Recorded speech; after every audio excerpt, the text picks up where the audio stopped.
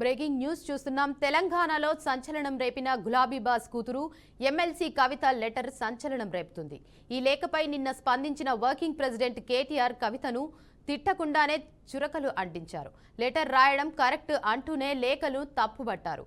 ఇక కవిత అంశంపై గులాబీ లీడర్లు స్పందించారు. కాగా మరోవైపు కవిత కొత్త పార్టీ పెట్టబోతున్నారంటూ ప్రచారం సాగుతోంది. లేఖ బయటకు రావడంపై కవిత సీరియస్ గా తీసుకుంది. లెటర్ బయట పెట్టిన వారు ఎవరో తేల్చే పనిలో పడినట్లు సమాచారం.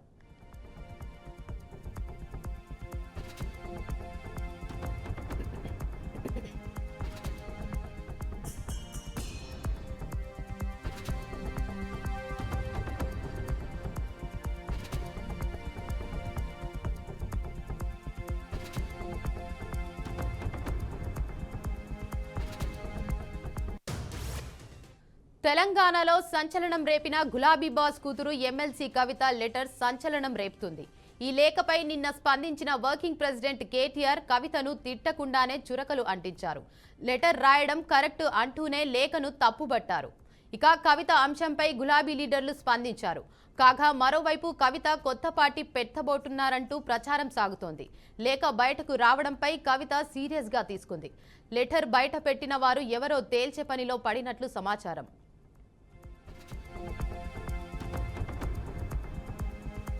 ఇక దీనిపై మరింత సమాచారాన్ని మా ప్రతినిధి నల్గొండ నుంచి శ్రీనివాస్ అందిస్తారు. శ్రీనివాస్, తెలంగాణలోని సంచలనం రేపినటువంటి కవిత లేఖ ఇప్పుడు రాజకీయ వర్గాలనే కాకుండా బీఆర్ఎస్ పార్టీలో కూడా ఒక చర్చ అయితే జరుగుతుంది. దీనికి సంబంధించి ఇప్పటికే కేటీఆర్ తో పాటు ఆ పార్టీకి సంబంధించిన వాళ్ళు కూడా ఘాటుగా ప్రశ్నించుకున్నటువంటి పరిస్థితి.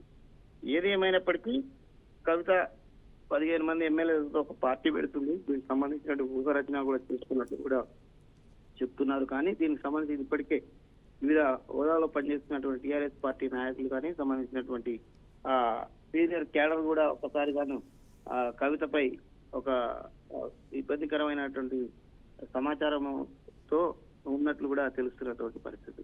కవిత పార్టీ పెడుతుందా, కాకపోతే బీఆర్ఎస్ పార్టీని విభేదించి పార్టీలో ఉన్న నాయకులపై మాట్లాడినటువంటి మాటలపై కూడా కేటీఆర్ ఘాటుగా స్పందించారు. ఆ ఘాటుగా స్పందించిన విషయాలను చూసుకున్నట్లయితే కవిత సంబంధించిన పార్టీ నాయకుల క్రమశిక్షణ చర్యపై కూడా పై చర్యలు తీసుకుంటారనే విషయాలు కూడా స్పష్టంగా తేలిపోతుంది. దీనికి సంబంధించి కేసీఆర్ దేవుడు కేసీఆర్ తో పాటు ఉన్నటువంటి పార్టీ క్యాడర్ ని రాక్షసులుగా సృష్టించినట్టు క్రమంలోనే ఈ యొక్క విషయం మీద అయితే పార్టీలో చర్చ అయితే జరుగుతుంది. దీనికి ఇంకా పూర్వపురాలు కానీ కేసీఆర్ స్పందిస్తే దీని మీద బాగుంటుంది అనేది కూడా ఒక రాజకీయ వర్గాలు చర్చ జరుగుతున్నటువంటి పరిస్థితి.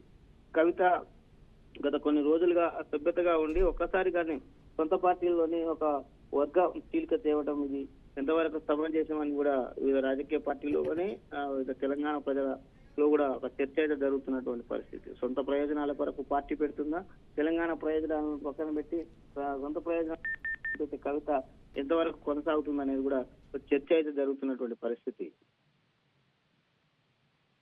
Thank you Srinivas.